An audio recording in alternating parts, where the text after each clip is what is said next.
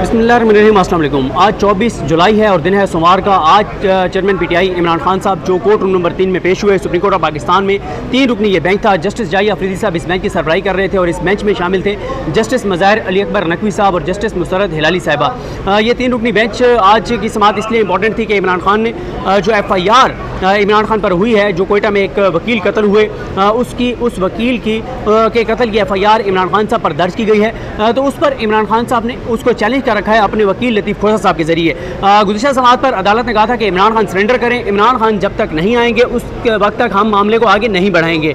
आज इमरान खान जो है वो आए। आज जो कोर्ट रूम में एक तो यह है कि इमरान खान साहब के आने से पहले ही कोर्ट रूम खचाखच भरा हुआ था।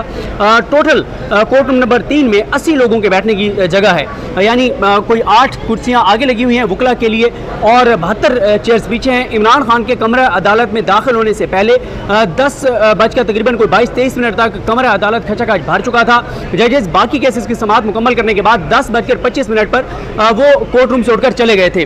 उसके बाद इमरान खान तकरीबन 10:30 बजे इमरान खान कोर्ट रूम में आ गए थे। जैसे इमरान खान आए उसके बाद जजेस आए, समाअत का आगाज़ हुआ।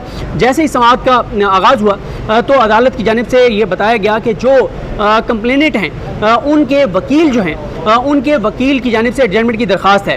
तो क्योंकि उनकी जानिब से एडजमेंट की दरख्वास्त है तो इसलिए आज समाअत नहीं हो सकती। तो उसके बाद जो लतीफ़ खोसा हैं जो हुकूमत बलूचिस्तान के वकील हैं, उन्होंने पहले ही इस्तदा ये की कि अदालत जो है वो इमरान खान को हुक्म जारी करे कि इमरान खान जो है वो GIT के सामने पेश हों, शामिल तफ्तीश हों, तहकीकात का हिस्सा बने। लेकिन इमरान खान जो है वो शामिल तफ्तीश नहीं हो रहे, जिस पर जस्टिस जो है वो मज़ाहिर अली अकबर नकवी साहब ने सवाल किया कि आप किस बुनियाद पर चाहते हैं कि इमरान खान तहकीकात में शामिल हों।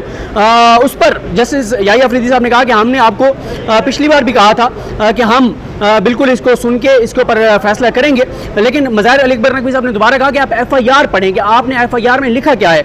उस पर जस्टिस जाहिया अफरीदी साहब ने मज़ाहिर अली अकबर नकवी साहब से को बात की और बात करने के बाद जाहिया अफरीदी साहब ने कहा कि आप ये जो सवाल है इसको बिल्कुल अपने पास रखें, लेकिन आप जो है वो अगली समाअत का इंतज़ार करें। हम चाहते हैं जो कंप्लेनेंट हैं उनके वकील की मौजूदगी में जो है उनके वकील की मौजूदगी में हम ये केस जो है वो सुने और उनके वकील की मौजूदगी में ही जो है वो हम केस सुनकर और फैसला करें, क्योंकि आज उनकी जानिब से एडजमेंट की दरख्वास्त है। तो लिहाजा आप जब वो मौजूद हों उसके बाद ही आप इसके ऊपर दलाइल दीजिएगा इनके शामिल तफ्तीश होने पर। इस पर लतीफ़ खोसा ने कहा कि हम तो इस GIT को नहीं मानते, इस GIT में इंटेलिजेंस इदारों के नुमाइंदे हैं, अजीब अजीब किस्म के लोग हैं, पता नहीं कौन कौन इस GIT में शामिल है। हम इस GIT को नहीं मानते, हम इस GIT में भी पेश नहीं होंगे। उसके बाद जो जाहिया अफरीदी साहब हैं उन्होंने कहा देखें, क्योंकि आज इमरान खान जो हैं वो पहले जब उन्होंने ऑर्डर भी लिखवाया उसमें लिखा कि इमरान खान सरेंडर कर चुके हैं। तो जस्टिस मुसरत हिलाली साहिबा जो हैं उन्होंने जाहिया अफरीदी साहब से को बात की, उन्होंने फिर उसको चेंज करवा दिया, सरेंडर को चेंज कर दिया पेश होने से। तो उस पर जो जाहिया अफरीदी साहब हैं उन्होंने कहा कि क्योंकि इमरान खान आज पेश हो गए हैं और आज कंप्लेनेंट के वकील नहीं हैं, उनकी वजह से केस आगे नहीं बढ़ रहा, तो हम इमरान खान को कुछ न कुछ जो है वो रिलीफ देंगे। उसके बाद अदालत ने जो लतीफ़ खोसा साहब, क्योंकि 3 बार इस्तदा की गई बलूचिस्तान हुकूमत के वकील की जानिब से और तीनों बार उन्होंने कहा कि इमरान खान को अदालत ये हुक्म जारी करे कि इमरान खान GIT के सामने पेश हों, इमरान खान शामिल तफ्तीश हों। लेकिन अदालत ने हुकूमत बलूचिस्तान के वकील की ये तीनों बार की गई इस्तदा मुस्तरद कर दी और कहा कि जब तक हम इस केस को सुन नहीं लेते, जब तक कंप्लेनेंट के वकील नहीं आ जाते, तब तक अदालत इस तरह का कोई हुक्म जारी नहीं करेगी और अदालत जो है वो इमरान खान को जो है वो रिलीफ भी देगी। उसके बाद कुछ ना कुछ तो रिलीफ जो है वो अदालत देगी। 7 अगस्त तक जो है वो अदालत ने समाअत पहले मुलतवी की, बाद में फिर 9 अगस्त तक कर दी। और इसमें अदालत की जानिब से मज़ाहिर अली अकबर नकवी साहब ने पूछा लतीफ़ खोसा साहब से कि अगर आपकी उस दिन को मसरूफियात हैं 7 अगस्त को, या आपके जो पिटिशनर हैं जिनकी तरफ से आप वकील हैं, अगर उनके कोई केसेस हैं तो आप बता दें। तो उस पर उन्होंने कहा जी जिस दिन आप हमें कहेंगे हम पेश हो जाएंगे। और इस तरह से फिर मुसरत हिलाली साहबा ने बात कही, मुसरत हिलाली साहबा ने ये बात कही जब बार बार जो बलूचिस्तान हुकूमत के वकील हैं वो ये इस्तदा कर रहे थे कि इमरान खान को कहा जाए कि इमरान खान शामिल तफ्तीश हों जो GIT है उसके सामने। तो मुसरत हिलाली साहबा ने कहा कि अभी तो कंट्रोवर्सी ये है कि उन्होंने जो कंटेंट्स हैं FIR के, उन कंटेंट्स को चैलेंज कर रखा है, क्योंकि उसमें जो इमरान खान साहब के वकील हैं लतीफ़ खोसा साहब, वो आज भी दलाल के लिए तैयार थे, लेकिन आज कंप्लेंट के वकील ने आए। शायद ये हिकमत अमली जो है वो मेरा ये ख्याल है कि हिकमत अमली नाकाम हो गई है। शायद हिकमत अमली ये थी कि आज कंप्लेंट के वकील आएंगे नहीं, उनकी जान से एडजमेंट होगी और अदालत उसी तरह से केस को मुलतवी कर देगी इमरान खान को रिलीफ दिए बगैर, और फिर अगर बलूचिस्तान हुकूमत इमरान खान को गिरफ्तार करना चाहती है तो इस दौरान गिरफ्तार कर लेगी।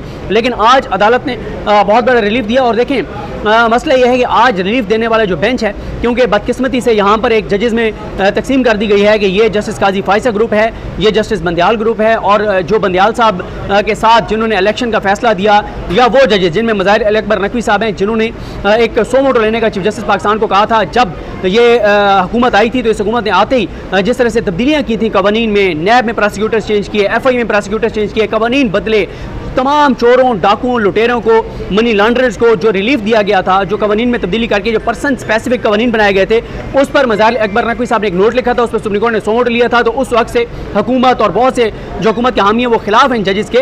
तो आज मज़ाहिर साहब थे, दूसरी तरफ जो दो जजेस याही अफरीदी साहब, जिनके याही अफरीदी साहब हालांकि बहुत सी जगहों पे वो काजी फायसा साहब के साथ नहीं जाते, लेकिन उनका शुमार जो है बहुत से लोग वो काजी फायसा साहब के ग्रुप में करते हैं। हालांकि मैं नहीं समझता कि उस ग्रुप का उस तरह से हिस्सा है, क्योंकि आप ये भी देखें कि जब मिलिट्री कोर्ट्स वाले केस में जस्टिस काजी फायसा साहब और जस्टिस सरदार तारिक मसूद साहब वो दोनों उठकर गए थे, तो याही अफरीदी साहब और मंसूर अली शाह साहब उठकर नहीं गए थे। और मैं आपको बता दूं कि पूरे सुप्रीम कोर्ट में एक से जज हैं जो सरदार तारिक मसूद साहब हैं, जो अंधी तकलीद करते हैं काजी फायसा साहब की। जहाँ काजी फायसा साहब जिस रास्ते पे चलते हैं उसी रास्ते पे मज़ाहिर जो सरदार तारिक मसूद है वो चलते हैं। तो ये बड़ा कहा जाता है कि ये उमर बंदयाल साहब का ग्रुप है, लेकिन आज तो जिन जजेस ने रिलीफ दिया है ये वो जजेस हैं जिनके नोट जो है वो हुकूमत अपने हक में इस्तेमाल करती है, जिनके नोट PMLN अपने हक में इस्तेमाल करती है, जिनको कहा जाता है कि ये असल जजेस हैं, बाकी तो जो है वो जजेस ठीक नहीं हैं, इनके फैसलों को हम मानते हैं, बाकी को नहीं मानते। तो आज उन याही अफरीदी साहब ने इमरान खान को रिलीफ दिया है, जिनके गुण गाती है मौजूदा हुकूमत, जिनके बारे में कहा जाता है कि वो बड़े अपराइट जज हैं। बाकी तो सारे जो है वो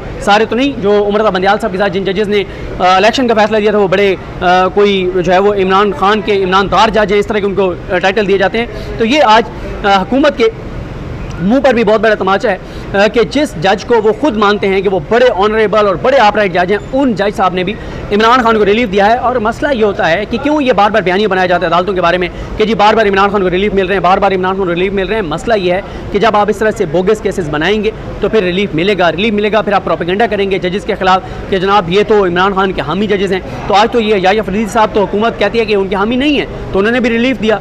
और फिर सुप्रीम कोर्ट फैसला दे चुकी है कि कहाँ कहाँ दहशतगर्दी की दफात लगेगी। और आज लतीफ़ खोसा साहब ने ये कहा कि हम तो सबसे पहले तो यहाँ पे दहशतगर्दी की दफात लगती नहीं है। सुप्रीम कोर्ट के एक जो लार्जर बेंच है उसका फैसला मौजूद है, जिसको लिखा था जो आसिफ सैयद खान खोसा साहब हैं, जो अथॉरिटी हैं इन इशूज़ के ऊपर, उन्होंने लिखा था कि कहाँ कहाँ दहशतगर्दी की दफात लग सकती हैं, कहाँ कहाँ दहशतगर्दी की दफात नहीं लग सकती।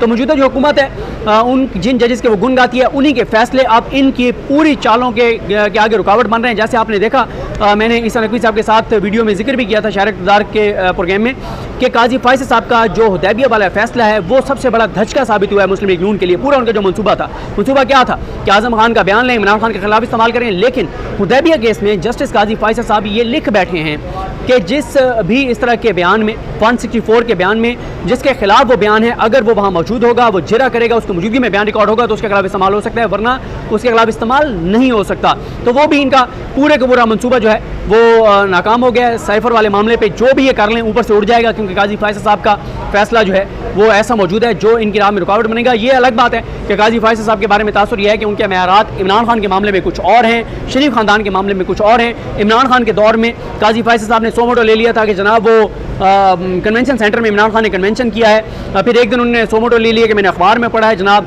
कि तरक्याती फंड्स दे दिए गए हैं। एक बार फिर इमरान खान के खिलाफ को लेटर लिख दिया, कभी किसके खिलाफ कभी किसके। एक उन्होंने लेटर लिख दिया था शहराह दस्तूर पर गटर के ऊपर ढक्कन नहीं था, उस पर भी उन्होंने लेटर लिख दिया था कि ये हालत है हुकूमत की कारकर्दगी की, गटर के ऊपर ढक्कन नहीं है। लेकिन मुल्क के अंदर जो पिछले 15-16 माह में तबाही बर्बादी हुई है, मुल्क की बुनियादें हिल गई हैं, जो इस हुकूमत ने तबाही और बर्बादी की है, जो करप्शन लूट मार की है, जो अपने केसेस खत्म किए हैं, जो NRO दिए हैं और लिए हैं, जो कुछ इस हुकूमत ने किया है, एक मौके के ऊपर भी काजी फायसा साहब ने कोई लेटर नहीं लिखा, कोई सोमोटो नहीं लिया। और बाकी तो छोड़ें, वो जो सहाफ़ी उस वक्त जो PMLN के हामी सहाफ़ी थे, वो जब उनके साथ कुछ होता था तो उनके घर पहुंच जाते थे। यहाँ पे इमरान रियाज साहब 70 दिन से ज़्यादा हो गए हैं, गायब हैं और साफ इनसे जो हुआ है। यहाँ पे भी काजी फैसल साहब का ना तो को ख़त आता है, ना उनका कोई विज़िट होता है, ना उनकी बात होती है। तो ये भी कहा जाता है कि जनाब काजी साहब को ऐसा फ़ैसला इसके ऊपर देंगे कि वो कहेंगे वो और मामला था, ये और मामला है, लेकिन ये इतना आसान नहीं होगा।